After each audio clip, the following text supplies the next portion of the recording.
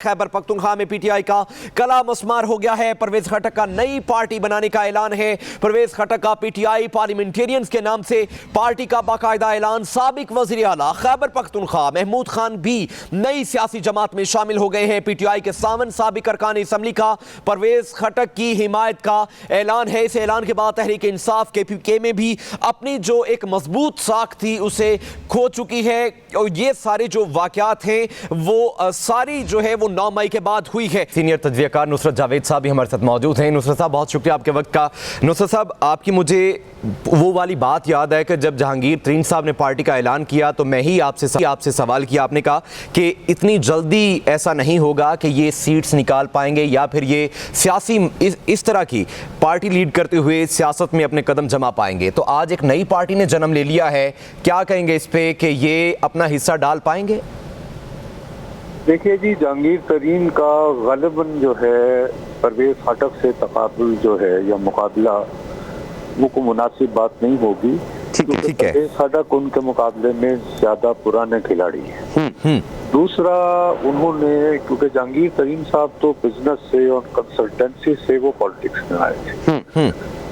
जहांगीर तरीन जो है वो शुरू से ही इंतहादी सियासत और जोड़ तोड़ कर रहे हैं और इन्होंने हर तरह की जमातें बदली हैं और बहुत यानी कि उनको ये जो हुजरे की सियासत होती है उससे खूब समझते हैं। और इसके अलावा जो है सच्ची बात यह है कि उन्हें कोalition बनानी भी आती है, क्योंकि असल जो 2013 में हुकूमत थी वो तो एक मखलूत हुकूमत थी ना, तहरीक इंसाफ को वाज़ेह मैंडेट तो वहाँ से नहीं मिला था।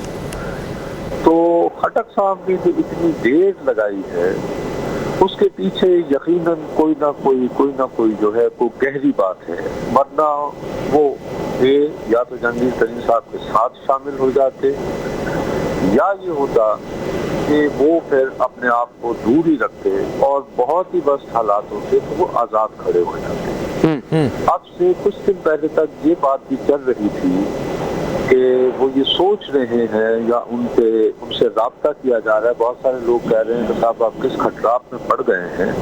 ये बात मैं जिम्मेदारी से कह रहा हूँ, आप बराह रास्त जो है आप नवाज शरीफ साहब की जमात में चले जाएं, क्योंकि वहाँ पे जो है वो आपको याद होगा कि सूबाई असेंबली की एक सीट जीती थी गुज़श्ता हुकूमत के दौरान, यानी मरियम बीबी की कैंपेन की वजह करके।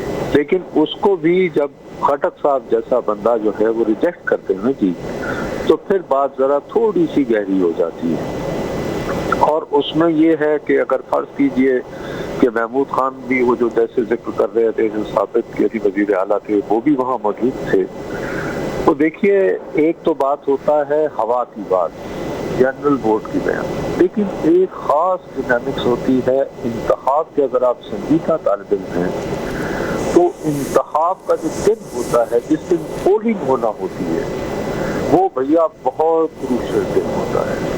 इसकी मैं आपको सिर्फ इतनी बात बता सकता हूँ कि देखिए आपको याद होगा कि आज से कुछ अरसा कबल गुज़श्ता बरस में इलेक्शन हुए थे कौमी असेंबली की 7 सीटों पर। 7 सीटों पर जो है वो चेयरमैन तहरीक इंसाफ खुद खड़े हो गए थे।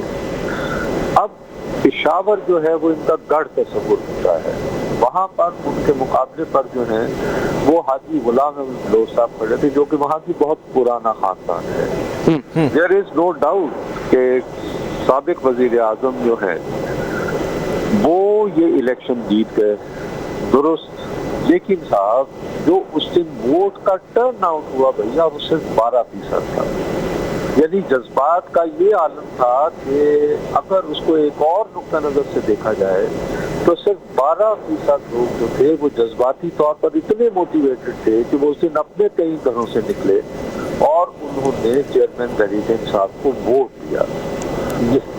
ये जो इलेक्टेबल होते हैं इनकी कहानी ये होती है कि बुनियादी तौर पर ये पोलिंग वाले दिन लोगों को घरों से निकालने की महारत रखते हैं। तो वो जो है अगर फर्ज करें कि ये दो टकराव हो गया तो उस सूरत हाल में फिर हमें परवेज खटक साहब का बहुत सोच विचार के बाद ये जो फैसला है इसको इतने हल्के अंदाज में नहीं लेना चाहिए। ठीक है।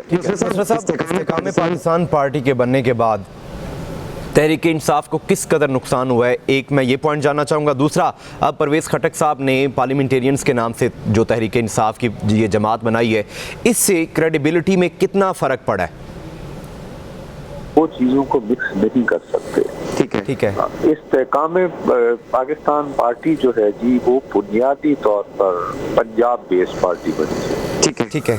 तो मेरा अपना ख्याल है कि पंजाब में कोई उसने इतना डेंट नहीं डाला है। अब खैबर पख्तूनख्वा की भी अपनी डायनामिक्स हैं, अपनी हिस्टोरिक डायनामिक्स हैं, वहाँ पे और जमातें भी हैं, और वहाँ पे जो परवेज़ खटक साहब हैं, ये मिसाल के तौर पर ये अली जैदी जैसे नौवारद नहीं है, इमरान इस्माइल साहब जैसे नौवारद नहीं है। यानी जो कि आए थे ना कराची में, ये तो उसमें तो ये था कि वो जिस चीज को अपनी जान में जाना मकसूद थी भैया, अपेरेंटली नजर बजाय वो फौरन उधर चला गया। यहाँ पर ये जो लोग हैं, यकीनन इन्होंने भी तो अपने बच बचाव का सिलसिला किया होगा। लोग बातें करते हैं क्योंकि हमारे पास ऐसे कोई शवाहिद मौजूद नहीं है, लेकिन इन्होंने जितना वक्त लिया है और इनकी अपनी भी हैसियत है, और दूसरी बात ये है कि ये लोग माशी एतबार से भी बहुत तकड़े हैं। ये परवेज़ खटक साहब हो या महमूद खान हो, ये लोग बहुत यानी कि इकोनॉमिकली बहुत ज्यादा वेल कंसोलिडेटेड है। तो यानी ऐसे बुरी सी बात लगेगी, they are capable of buying elections at whatever cost. तो पैसा भी जो है हमारे जैसे बदनसीब मुल्कों में भी इलेक्शनों के दौरान बहुत काम आता है, खाली जज्बात ही जो है वो डिसाइसिव फैक्टर बना सकते हैं। एंकर पर्सन हैं, उन्होंने हमें ज्वाइन किया है। अदनान, बहुत शुक्रिया, आपने वक्त निकाला है। नई पार्टी ने जन्म ले लिया है, इलेक्शन भी सर पे हैं, इससे कबल एक नई पार्टी ने जन्म लिया। क्या देख रहे हैं, सियासी हलचल किस तरफ जा रही है, ऊंट किस करवट बैठने वाला है? अच्छा, एक तो जैसे आप हमारे बेरोज जी बता रहे थे कि जो नई पार्टी बनाई है पीटीआई पार्लियामेंटेरियन के नाम से, वो हैं परवेज़ खटक साहब। परवेज़ खटक साहब, अगर हम केपीके की सियासत में नजर डालते हैं तो वे एक बड़ी कदावर शख्सियत हैं जिनके पास केपीके के इलेक्टेबल्स हैं। ये याद रखिएगा कि जो इलेक्टेबल्स हैं इस वक्त, जिनकी तादाद ज्यादा है, वो या जेयूआई फे में हैं या वो इस वक्त परवेज़ खटक साहब के साथ हैं। और परवेज़ खटक साहब के साथ वो सारे 15 से 16 इलेक्टेबल्स हैं जिनको कहा जा सकता है कि केपीके की जो सियासत है वो उन 15-16 नामों के गिर्द घूमती है। ये सबसे बड़ी मूव इसलिए है कि हम देखते हैं कि अगर ओवरऑल हम पॉलिटिक्स की बात करते हैं पाकिस्तान के अंदर, तो सिंध का तो एक अपना हमारे सामने पीपल्स पार्टी को लेके कि उसका कोई मद्दे मुकाबिल नहीं है। पंजाब के बाद केपीके की जो नंबर है वो बड़े मैटर करते हैं। तो ये केपीके हमेशा से हमने देखा, पिछले 1.5 साल से तहरीक इंसाफ ने बार बार ये कहा और पॉलिटिकल जो नैरेटिव बिल्ड करते उन्होंने ये बात की, बड़ी ठीक बात थी कि पीटीआई का गढ़ समझा जाता है, पीटीआई का मरकज है। हमने जब भी अथॉरिटीज से बात की, हमने हमेशा कहा कि यार 9 मई के बाद आपने तो पंजाब में बिल्कुल क्लीन स्वीप कर दिया, पंजाब में ग्रैंड ऑपरेशन किए, प्रेस कॉन्फ्रेंस हुई, लोगों को पकड़ा गया, FIR हुई, लोगों को अंडर प्रेशर किया गया, केपीके में ऐसा क्यों नजर आ रहा? तो ये जो आज है ये उस बात का भी जवाब है कि केपीके में बड़े हद तक काम हो रहा था उन इलेक्टेबल्स को साथ मिलाने के लिए जो कल तक पीटीआई के साथ खड़े थे 9 मई से पहले तक। 9 मई के बाद उन सारे इलेक्टेबल्स ने ये सोचा परवेज़ खटक साहब की सरपरस्ती में कि हमें अपनी जो पॉलिटिकल पावर है उसको एक अलग से आइडेंटिटी देनी है। अब ये सारे इलेक्टेबल्स 9 मई के बाद तहरीक इंसाफ को इसलिए छोड़ गए कि तहरीक इंसाफ ने 9 मई को जिस तरह इदारों पर हमला किया, फौज पे हमला किया, कोर कमांडर हाउसेज पर हमला किया, शोहदा पर हमला किया, तो क्योंकि वो केपीके बेल्ट सारी पख्तून बेल्ट है, उनके अंदर एक बड़ी मोहब्बत पाई जाती है फौज को लेकर, तो उनकी जो पॉलिटिकल पावर है वो अब एक अलग से पॉलिटिकल पावर के तौर पे आएगी। और ये एक बहुत बड़ा डेंट है पाकिस्तान तहरीक इंसाफ पे। यहाँ ये जरूर समझिएगा, मैं ये इनकार नहीं कर रहा कि जो IPP है उसके पास इलेक्टेबल्स नहीं है, लेकिन मेरे भाई जब आप नजर डालते हैं ना इलेक्टेबल्स के हलकों पे, तो जो परवेज़ खटक के साथ लोग आपको 10, 12, 15 नजर आ रहे हैं, वो बड़े स्ट्रांग लोग हैं, वो बड़े मजबूत इलेक्टेबल्स हैं। तो IPP से ज्यादा इसका इम्पैक्ट पड़ा है जो पार्टी परवेज़ खटक ने बढ़ाई है। और इस पार्टी के बनने से आप ये समझिए कि आधी ताकत जो तहरीक इंसाफ की है वो आज अपने इख्तिताम को पहुंची है। ये एक बहुत बड़ा सेटबैक है तहरीक इंसाफ के लिए। अगर